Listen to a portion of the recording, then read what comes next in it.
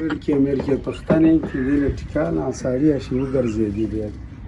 یاره ګپ شپ ته بس لګاو بیا یې نه ویل نه دغه لا راغلی دغه لا مې پارک لا چاکار درکو چې له ګپ شپ لګاو ریلیکس شو یاره یو خدا داسې شای دی کنه چې اخریته کې یې کنه و بل د تو عادت هم دی خو جب کم ځای کې به ورته وایي د اخریتونه لا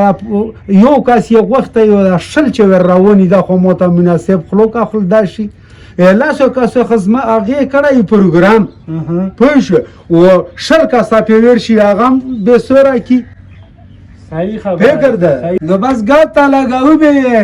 ویل نه مخ ته انداسه مخ دی نیولای لکه موټی کالا نه خوړلې وته هم را داسې پاکول دی نیولای لکه بیټې ما ولمارو شي